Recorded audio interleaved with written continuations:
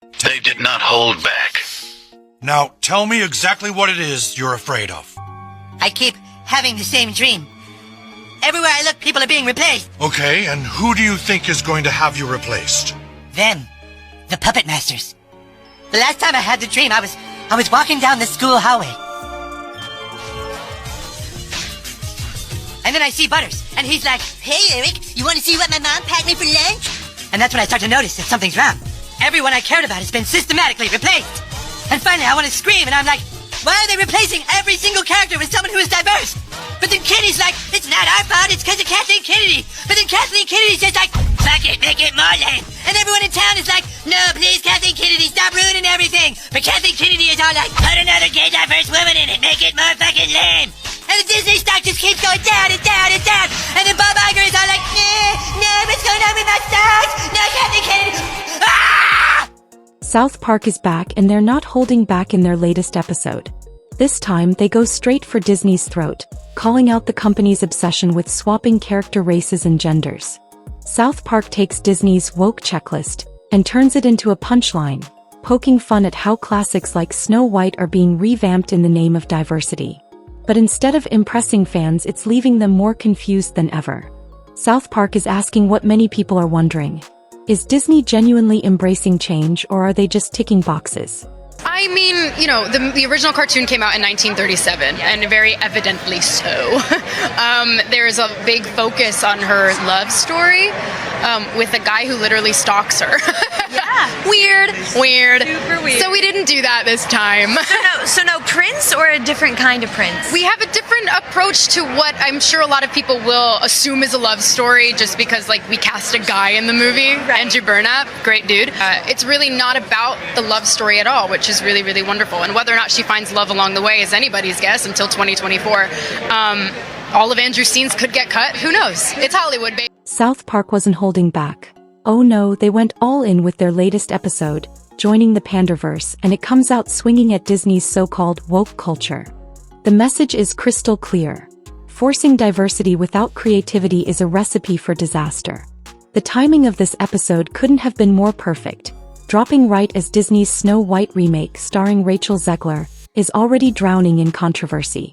And let's just say Zegler didn't help her or Disney's case with her comments. She sparked outrage when she criticized the original 1937 Snow White, calling it the story of a guy who literally stalks the heroine. She described it as weird, and claimed the new version would downplay romance because, according to her, we've evolved.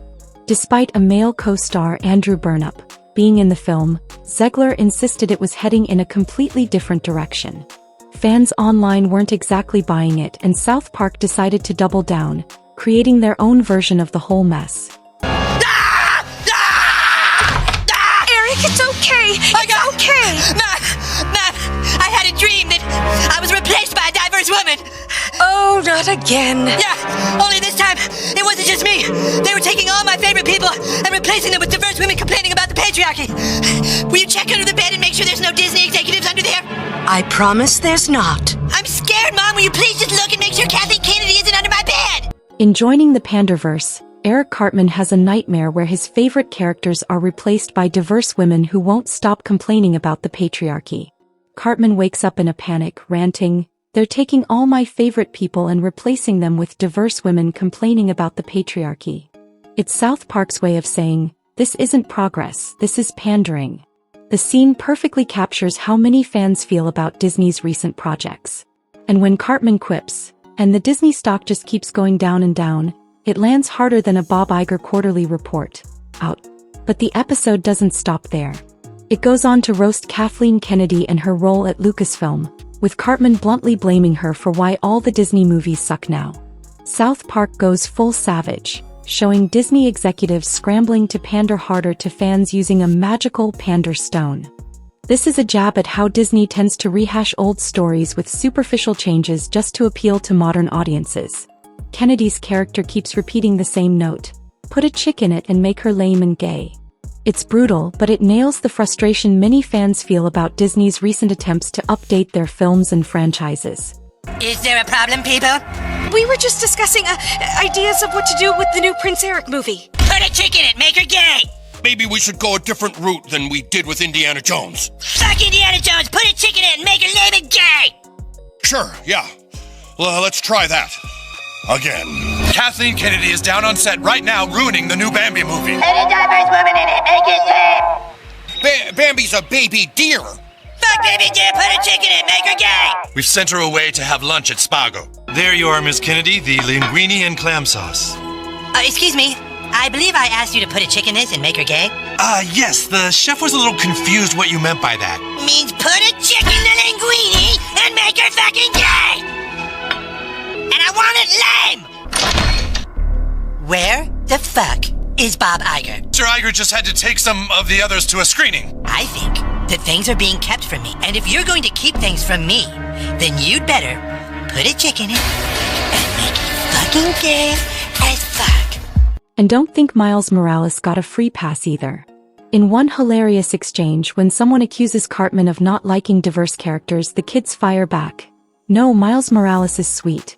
That's a whole constructed thing with its own character and narrative.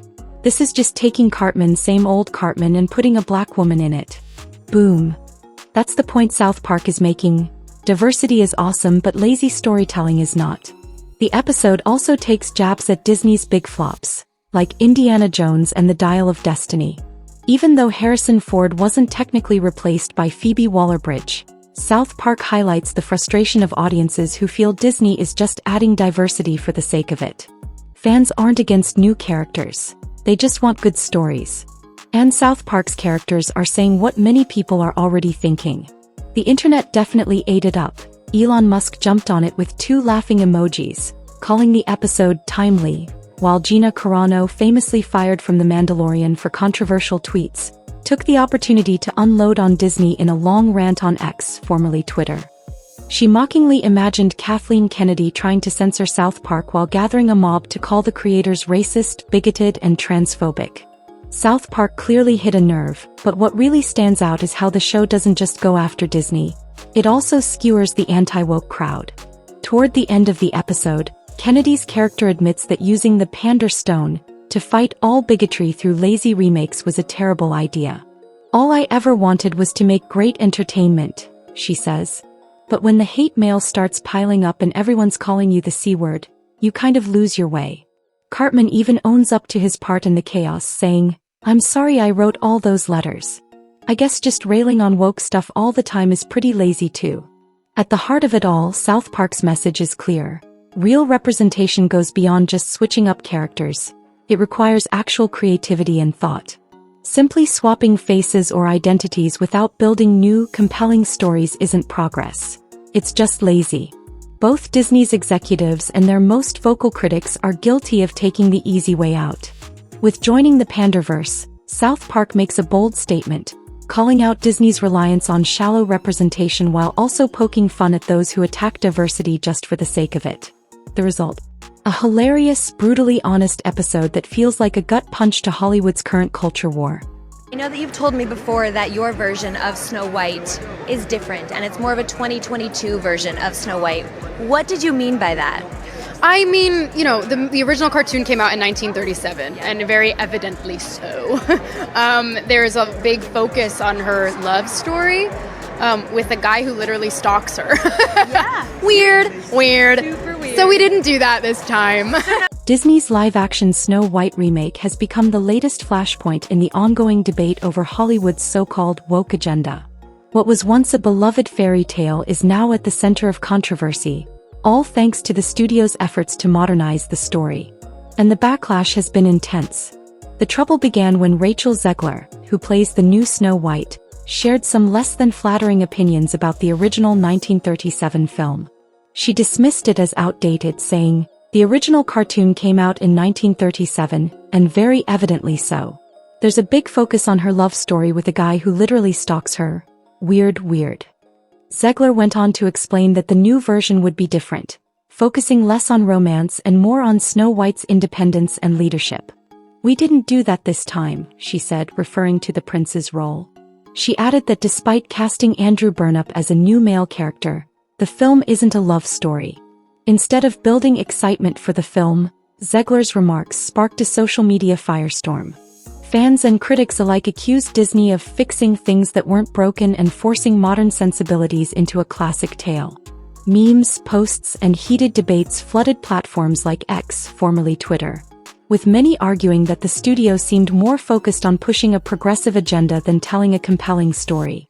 I was scared of the original cartoon. I think I watched it once and then I never picked it up again. A lot of people will be shocked to know that my favorite Disney princess growing up, it was Ariel, no lie. I'm being so serious. I watched it once and then I went on the ride in Disney World, which was called Snow White's Scary Adventures. She had a lot to do with the fact that I wanted to learn how to swim and be in the water all the time. Doesn't sound like something a little kid would like. Was terrified of it. Never revisited Snow White again. So when my sister and I and my brother, we would be in the pool, we would just pretend to be mermaids. Yeah, it was the best thing ever. I had no idea what I was auditioning for when I auditioned. Actually auditioned for this role when I was 18 years old, and I'm turning 23 this year, and it's now coming out. So it was a wild journey for me, but I was really excited. So I watched it for the first time in probably 16, 17 years.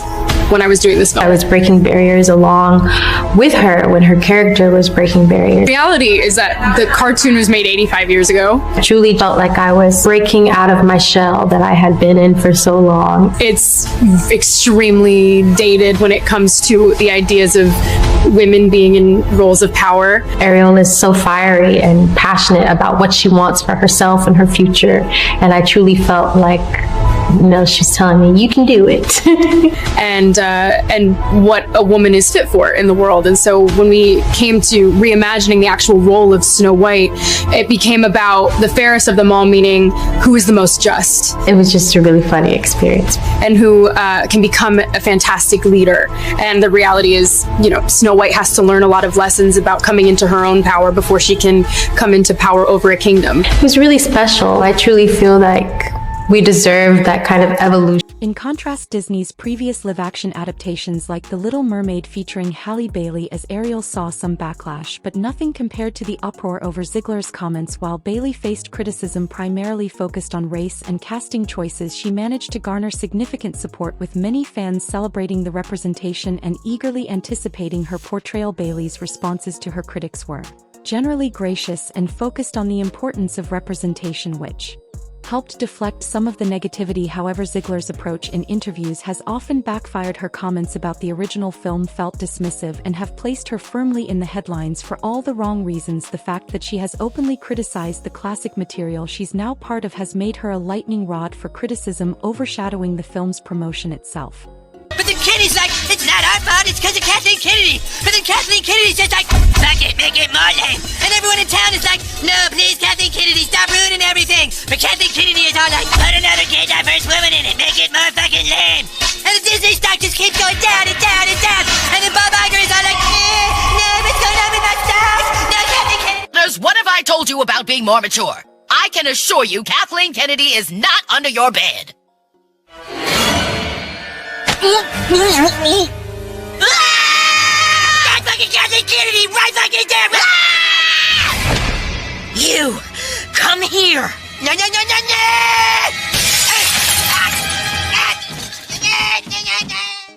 Enter South Park, never one to miss an opportunity to roast cultural controversies. In joining the Panderverse, Cartman's dream of his world being overtaken by diverse women complaining about the patriarchy is a direct shot at remakes like Snow White. The episode suggests that while audiences don't mind diverse representation, they do mind when it feels forced or shallow. It captures how Disney's approach to remakes has alienated many fans, especially in the wake of the Snow White controversy. The show essentially asks, why does every beloved story need to be rewritten to align with today's standards? Even if well-intentioned, these changes often come off as awkward or disingenuous, leaving fans frustrated. Zegler's comments about the prince being a stalker particularly set off alarm bells. It felt less like she was offering a new perspective and more like she was disrespecting the legacy of the original film, one that generations grew up loving. Fans argued that the original Snow White was a product of its time, and rewriting it entirely misses the point of a remake. A remake is supposed to honor the past while introducing new elements, not dismantle it.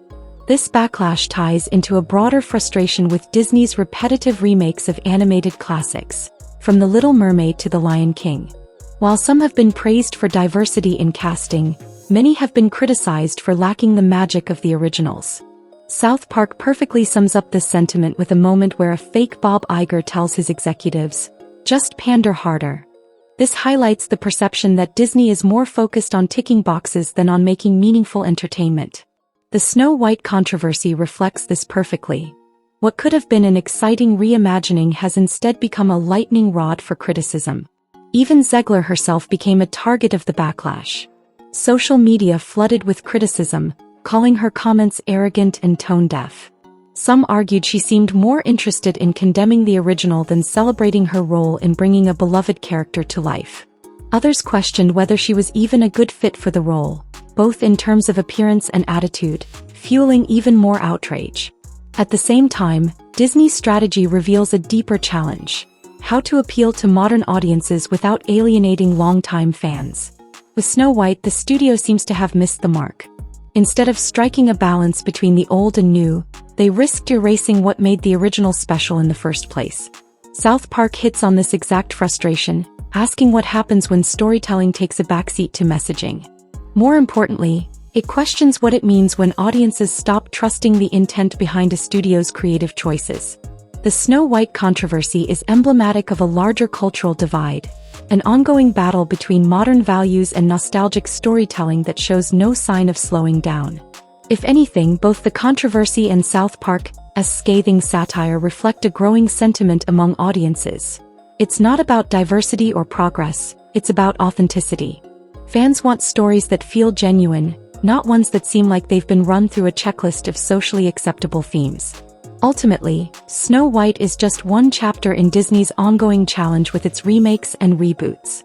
But with fans becoming increasingly vocal and sharp critiques like South Park entering the conversation, the message is clear.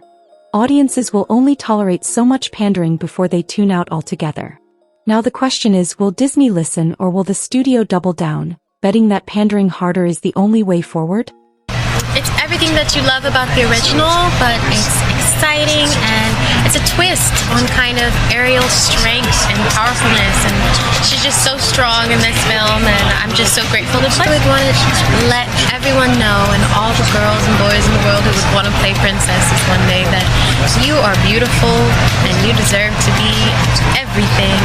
A princess, a prince, whatever you want. Meanwhile, I get stopped for photos every time I'm online for the Snow White ride, and I have to pretend like, oh God, well, crazy that we're in front of this. Wait, how long? It's like I'm standing there waiting for the photo op, being like, well, you kind of are, you know? No, I guess like so. you're Harrison Ford. I'm Snow White! Is that your favorite ride? I mean, that's a weird thing that you are Snow White now. I mean, It's one of the original. I'm a really big Disney fan. I grew up at the Disney parks. My parents took me every summer. Oh, you did? Yeah, okay. So it's like, it is. It's a part of my upbringing. It's my favorite thing. So it's just one of those things. Yeah, don't tell them if you love it. Don't let them scare you. I was scared of the original cartoon. I think I watched it once and then I never picked it up again. Like, I'm being so serious. I watched it once and then I went on the ride in Disney World, which was called Snow White's Scary Adventures. Doesn't sound like something a little kid would like. Was terrified of it. Never revisited Snow White again. I'm a narcissist. I watched it for the first time in probably 16, 17 years when I was doing this film. I mean, this girl. When it comes to Disney's strategy, fans have been vocal, and not always in a good way.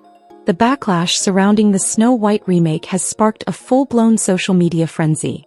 Many fans took to platforms like X and Instagram to express their outrage, disappointment, and even confusion about the direction Disney is taking with their beloved classics. Comments like, "Why can't we just enjoy the classics without turning everything into a political statement?" have become increasingly common, resonating with those who feel their cherished childhood memories are being tarnished. It's as if fans feel betrayed, as if their favorite stories are being taken away and replaced with something that feels forced and shallow. Now let's talk about Rachel Zegler. Her comments have really struck a nerve. While some people appreciated her candidness, others felt her statements were downright disrespectful to a classic. One fan posted a meme saying Disney's remakes are just the same story with a new coat of paint, showing side-by-side clips. The humor in this was a way to cope, but underneath it all, there's a deep sense of loss among longtime fans. In contrast, Halle Bailey's The Little Mermaid received backlash, but she managed to rally significant support. Many celebrated her casting as a positive step toward diversity, showing that representation can resonate when done right. Fans praised Bailey's positivity and her genuine love for the role with comments like, "Finally, someone who loves the character as much as we do." Zegler's remarks, however, often felt dismissive, leaving fans shaking their heads. Many wondered how someone could be so out of touch with the legacy they were stepping into. It's fascinating how two films can provoke such different responses, largely based on how the stars communicate with their audience. Well, Gerald, I don't know if you can just talk to your son, but can we just admit this whole woke thing isn't working? Woke thing? I mean, it's been great in so many ways, but now it's like every movie and every TV show, it's like you can see through it now. Audiences want to be entertained. They don't want to be preached at. And if you're just doing shows and movies that have an agenda, it's just going to keep failing. Randy, what are you talking? Now let's talk about Disney's reaction to South Park as savage satire. It's honestly not what many fans were expecting. Disney has a reputation for staying pretty quiet when it comes to criticism, usually opting to smooth things over rather than engage in back-and-forth confrontations. But after the Joining the Panderverse episode, some fans are left wondering if that silence is about to break. You can almost picture the Disney execs in a conference room, nervously discussing the impact of the episode while occasionally glancing at social media. Do we address this head-on or just let it slide? You can imagine them asking as they sift through countless tweets. Trey Parker and Matt Stone, the creators of South Park, have a knack for hitting nerves, and they definitely struck a chord with their commentary on Disney's creative choices. While Disney hasn't made any formal statements in response, insiders suggest they're definitely paying attention. There's a palpable sense of urgency behind the scenes as executives realize that the audience isn't just passively accepting whatever Disney puts out. Fans want authenticity and genuine storytelling, and they're not afraid to voice their dissatisfaction. You might even hear some executives whispering, "Okay, let's rethink this before we dig ourselves into a deeper hole." Something is wrong with the universe. Our stocks are down and every Disney movie this year has failed. We don't understand it, sir. We keep making the same movie over and over and pandering to everyone, but suddenly it's not working. Then we've got to pander harder. Look, I don't want to have to say it, but I think the problem is Kathleen Kennedy. The Snow White debacle and South Park as biting commentary highlight something much bigger happening in Hollywood right now. A struggle between progressive storytelling and classic narratives. As the dust settles, it's clear that this isn't just about Disney. It's a broader cultural conversation about how stories are told and who gets to tell them. Audiences are more aware than ever and they're demanding authenticity. The sentiment is clear. We want diverse stories but don't mess with the heart of what made these tales great in the first place. It's a delicate balancing act and studios are feeling the pressure to get it right. This isn't just a passing trend. It's becoming a way for audiences to express their desire for meaningful representation without losing the essence of beloved characters. The stakes are high and the world is watching closely. As for South Park, their ability to serve as a cultural barometer is no joke. By calling out both sides of the conversation, they're pushing Hollywood to reconsider its approach to storytelling. Fans are clearly saying, "We want our stories to resonate with our lives today, but let's not throw the baby out with the bathwater." So what's next for Disney and Hollywood? It remains to be seen how they will adapt to this growing feedback, but one thing is clear. The pressure is on to find a way to honor the past while embracing the future. Snow White is actually written by Greta Gerwig, who also wrote Barbie and Lady Bird and Princess Ha, and we've been talking about her a lot recently because of Barbie, but also she's one of my favorite writers and directors. I've liked her since high school, so this pains me because what she is doing with Snow White seems absolutely terrible. Dude, I trusted you. I trusted her. Because she's involved, I want to believe that this movie will have some redeeming qualities. Will I actually watch it? Probably not. But I hope that it does for those of you who do watch it. But the lead actresses, Rachel Zegler and Gal Gadot, are making it very very, very difficult for me to believe that there is anything redeeming about this project whatsoever. Now, I am sure that we have all seen this viral clip, but let's just watch again. You said you were bringing a modern edge to it on stage. What do you mean by that? I just mean that it's no longer 1937, and we absolutely wrote a Snow White that is not going to be saved by the prince. She's not going to be saved by the prince. She's dreaming about becoming the leader she knows she can be, and the leader that her late father told her that she could be if she was fearless, fair, brave, and true. Oh my god, it's a really incredible story. You're making this girl boss story based on an important father figure. Her father tells her to be brave and strong. Don't you think that there's a,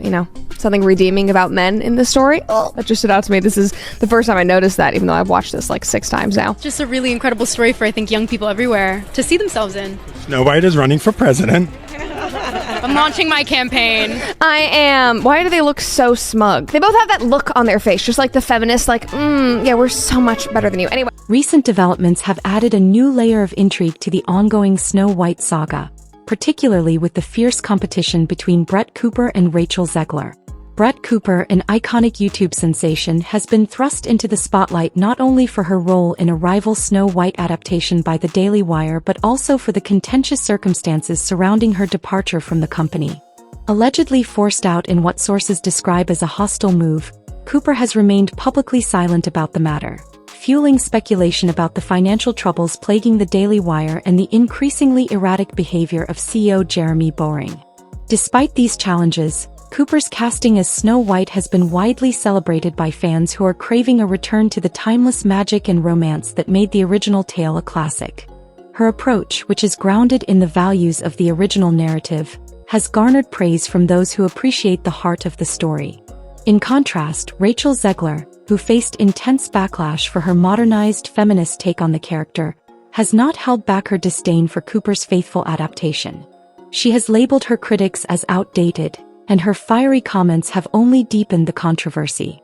This isn't just a battle between two Snow Whites. It's a cultural clash that's exposing deep divides in Hollywood and beyond.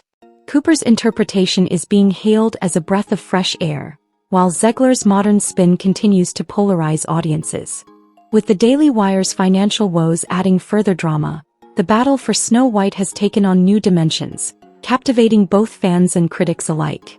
The question remains: did Disney go too far by rewriting a beloved classic to fit today's cultural narratives, or is Brett Cooper's traditional take exactly what audiences have been craving? Buckle up, because this story is just getting started. Really the one in that trailer, and I'm still like so excited and I get chills. There I am, Gary, there I am. The whole thing is just so cool. The moment when the music starts to crescendo as I turn around, when I first heard the music, I was like, stop right there. That's just so amazing. Funnily enough, I recorded the song without hearing the rest of the trailer's score, so I had no idea what it would sound like. I had no idea what Jeremy and his team were envisioning, and he was actually writing the song and writing the music in between takes while he was directing Pendragon. And we were texting back and forth trying to figure out the right key and what it was going to sound like, and he was sending me messages like, I'm so sorry, I'm in the middle of, a glacier valley in Italy and my songs aren't going through, but we figured it out. And I saw myself on screen and I just wanted to throw up. I was so happy about it. And it was the most incredible experience. And the fan reaction was insane. We didn't even see what they were clapping for. I think it was good. I don't know. Sizzle. Yeah. We didn't see anything. Compounding the drama, the Daily Wire is reportedly grappling with massive financial troubles. Internal whispers suggest that CEO Jeremy Boring has been frantically pacing the office, possibly in an attempt to address the brewing crisis. This turmoil adds another layer of intrigue to Brett Cooper's transition into her new role as Snow White in a rival production. The timing of these developments could not be more significant. As Cooper steps into the spotlight with her portrayal of Snow White, the tension between her and her former employer raises questions about the behind-the-scenes dynamics at the Daily Wire. Could this upheaval affect her ability to fully embrace her new role, or will it only solidify her position as a resilient figure in this high-stakes Hollywood showdown? The Daily Wire's struggles also cast a shadow over its ambitious venture into the entertainment industry. As Cooper's Snow White project gains traction, praised for its faithfulness to the original tale, the question remains whether the company can recover from these internal challenges and maintain its foothold in the cultural landscape. Now let's step back and take a closer look at what really happened. I mean, a couple of things. Obviously, dude, so much has gone on. Trailers have come out. Like, that's crazy pants. Are you kidding me? I'm like... I never want it to come off as me being ungrateful for the opportunities I have. I can also be having the greatest time and simultaneously wishing people would stop sending me death threats. Zegler's dismissive attitude toward Cooper's approach, coupled with her defensiveness in interviews, hints at a deeper fear of being overshadowed by someone who, ironically, isn't a traditional Hollywood actress. While rivalry and insecurity undoubtedly play a role, Zegler's stance also reflects a genuine difference in storytelling philosophy. Her vision for Snow White as a fearless, independent leader is part of a broader Hollywood trend of modernizing beloved characters to align with contemporary values. Cooper, on the other hand, represents a counter-movement that prioritizes preserving the integrity of timeless narratives. Zegler's criticisms of Cooper may stem from a belief that adhering to the traditional Snow White story is regressive or out of touch. However, her disdain for the classic themes of love and innocence feels more like a dismissal of what made the story resonate across generations. Ultimately, Zegler's criticism reveals more about her than about Cooper. It suggests an actress struggling to reconcile her role as a public figure with her artistic choices. Instead of taking accountability for her divisive portrayal, Zegler has chosen to redirect the conversation by attempting to delegitimize Cooper's version. Ironically, this only reinforces Cooper's position as a champion for those who feel modern Hollywood has lost its way. Meanwhile, fans of Snow White, tired of Hollywood's attempts to reinvent their childhood classics, appear to be rallying behind Cooper's unapologetically traditional interpretation. What could have been a healthy debate about creative direction now looks like a desperate attempt by Zegler to reclaim a spotlight that's steadily shifting toward her rival. I'm really emotional. I'm also really tired. I never want it to come off as me being ungrateful for the opportunities I have. I can also be having the greatest time and simultaneously wishing people would stop sending me death threats. And maybe that's a weird takeaway. Even more bad news for Disney's Snow White remake coming out next year. I'm a narcissist. There's another Snow White movie competing with it. It's called Snow White and the Evil Queen, and the producer promises to be more faithful to the spirit of the original animated classic. Walt once said about Snow White, to me, I thought it was the perfect story. Unfortunately, the company Disney founded doesn't agree with their founder. Rachel Zegler and Gal Gadot interview talking about this dumbass new Snow White live-action movie is so funny. Everyone working on this movie seems to hate the original. Why didn't we just make a brand new movie? I don't know, Jack. I ask that every single time I do one of these episodes. I would really, really love to know. There's a couple of TikToks. I mean, they've been all over my For You page right now, which I really appreciate. Adriana Caselotti walked so that you could run Miss Ma'am. This role would not exist for you if that role had not existed for her in 1937. I know that you've rewritten it, and it's going to be about a Snow White that don't need no man to save her. Did you ever stop to think that in this day and age, that is exactly what we want? There are women in this world who want that fairy tale because all they've known is the exact opposite. And there are women who don't want to hear about rescuing themselves because they do it all the time. You are talking down on the first full-length animated feature in history. Generations upon generations, decades upon decades of Snow White being Snow White. The way you're stomping around complaining, you're acting like a toddler. You are a toddler. It's such a good TikTok. Everything she said is so accurate, right down to saying women do not want to rescue themselves, because that's what we do literally every single day. Thank you, feminism. Thank you very, very much. Maybe we don't want to see that in a movie. Brett Cooper's faithful approach to Snow White has amplified the backlash against Rachel Zegler's modernized vision by offering a stark contrast that has resonated deeply with fans. Cooper's portrayal is a love letter to the Brothers Grimm tale and Disney's original animated classic. Her grounded performance, rooted in traditional values like love, kindness, and resilience, has been praised for honoring the legacy of the story.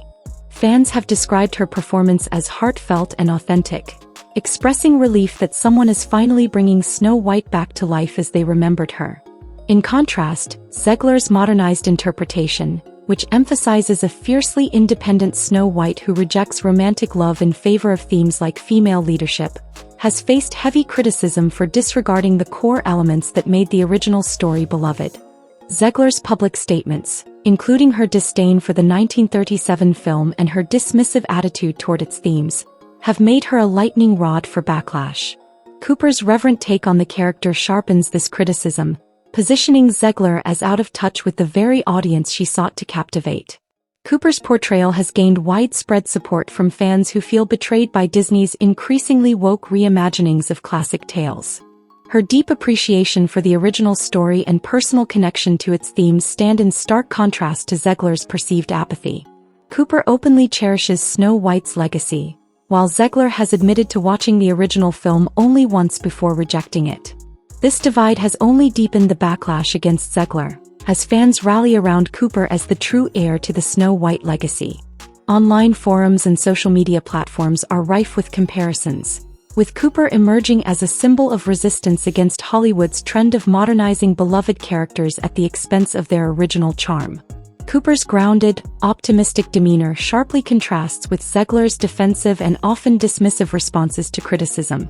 While Cooper comes across as approachable and genuine, Zegler's comments, such as labeling elements of the original Snow White as creepy and outdated, have alienated her further. This difference in public perception has only fueled the backlash, with fans viewing Cooper as embodying the timeless values of Snow White: humility, kindness, and connection to classic storytelling. Cooper's success also taps into a broader cultural sentiment, a yearning for authenticity and nostalgia in an era dominated by constant reinvention.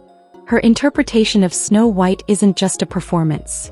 It's a cultural statement, a reclaiming of a story many feel has been distorted by Disney's modern adaptations.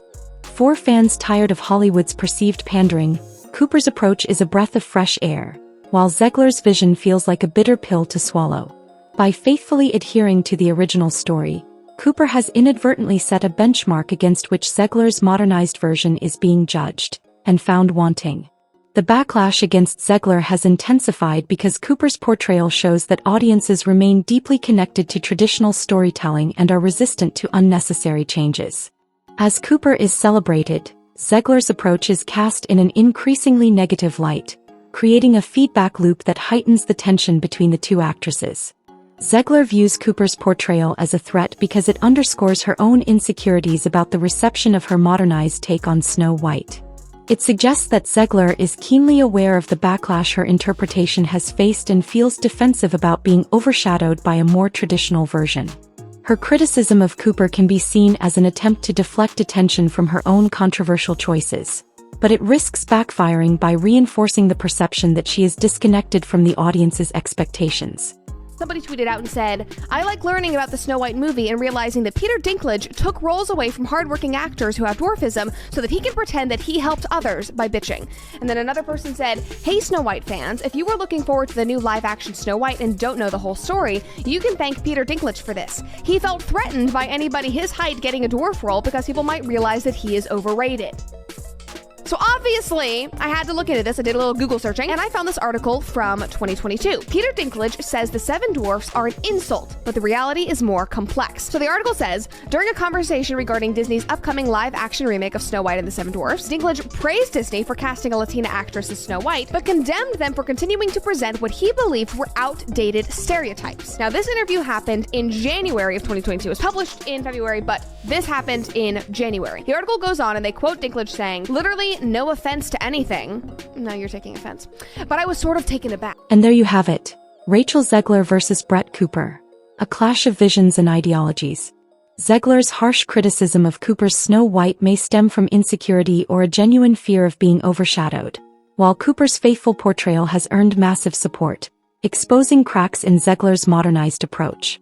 This battle isn't just about two actresses. It's a cultural debate over tradition versus innovation and what we really want from the stories we love. Will Disney's Snow White flop under the weight of this controversy, or will the Daily Wire's old school take proof stronger? Let us know your thoughts in the comments. Are you Team Zegler or Team Cooper? Don't hold back. And make sure to subscribe to Woke and For It for more unfiltered takes on Hollywood's wildest controversies. Until next time, keep questioning the stories you're being told and who's telling them.